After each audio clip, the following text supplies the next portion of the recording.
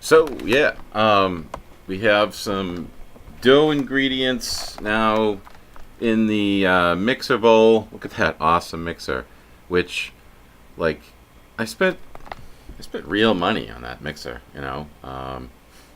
especially for me. And it's funny because I was like, yeah, Julia, when I die, you can have the mixer.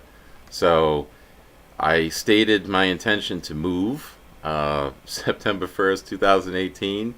And she's like, all right, well, I'm taking the mixer. So apparently, moving out of state equals death. Uh, so, yeah.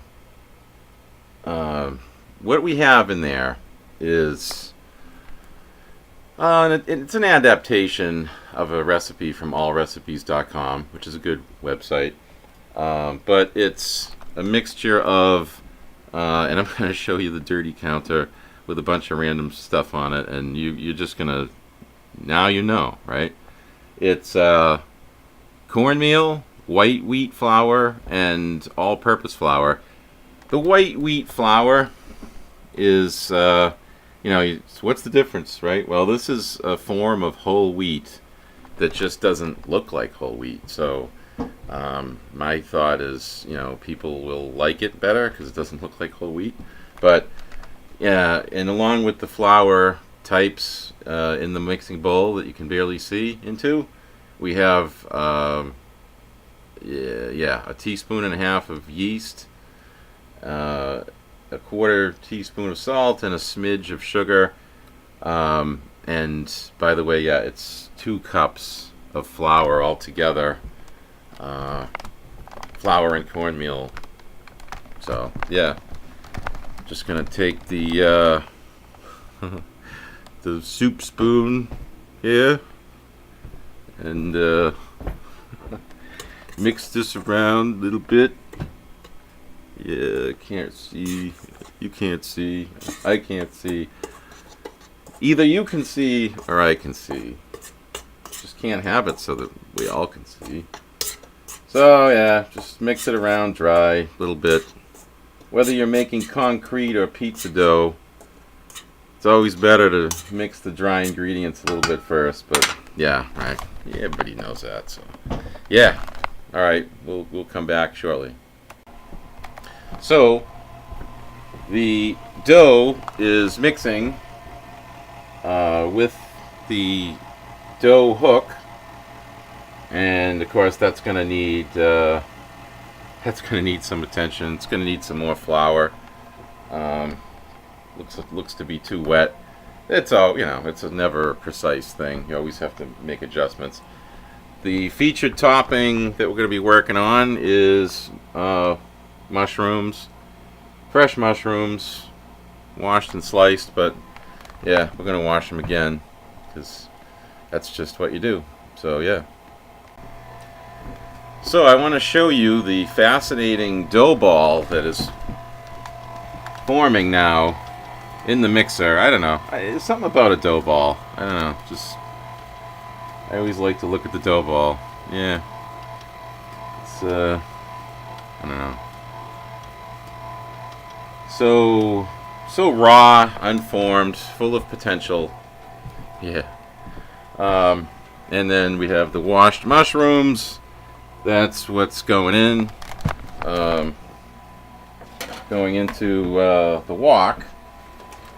The wok that my daughters got me a few years ago.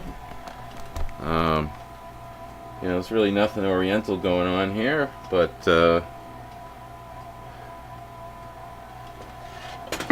I don't know, the wok, it accommodates a lot, so that's why I like to use it for my pizza toppings. So yeah, dough's in the works, topping started. All right. So there are some implements that are pretty much required for making pizza. I do have a pizza oven, an outdoor pizza oven, but it's like 80 miles away from here. So This video really has nothing to do with that. Ugh, like you can see like all kinds of ghetto shit behind me. Sorry about that, I guess. But anyway, basic implements for making pizza. Yeah. So, you see the round thing is the pizza stone. It's on the pizza stone that we shall actually bake the pizza. And then next to... So, yeah, I don't know what happened there, but the pizza paddle there, the wooden thing, that's used to take the pizza in and out of the oven in conjunction with this thing, which is... this, I think, is just a funny spatula of some type, but it's similar to a pizza peel. A pizza peel is the best tool for taking pizza out of the oven. So, I don't have a real pizza peel, though. I just have the funny spatula and the pizza paddle. And, you know, that combination works pretty well.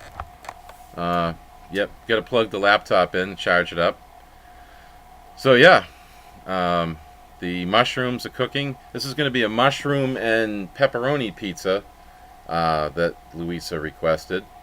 Funny, you know, that her name is Louisa and she used to live in Manchester because there was a great pizza place called Louisa's in Manchester on South Willow Street, and I loved to go there until they sold it to CVS. So I was so sad when CVS went in there. But yes, anyway, Louisa requested mushroom and pepperoni, but we don't have to do anything to the pepperoni, just put it on there. So yeah, back shortly. So, a couple things that I think I forgot to mention, because, you know, there's no script, whatever. Script exists only in my mind, such as that is. So, yeah. With the pizza stone, first of all, cornmeal is applied to both pizza stone and pizza paddle, or if you were using a pizza peel and no pizza paddle, you would apply some cornmeal to the pizza peel a little bit, although generally you don't need as much. But you apply cornmeal, and then you put the pizza stone into the oven before turning the oven to temperature, because you want the pizza stone to heat up with the oven, not put the cold pizza stone into a hot oven and risk cracking. So yeah, that's you just learned something. If you've never made pizza, you don't know anything.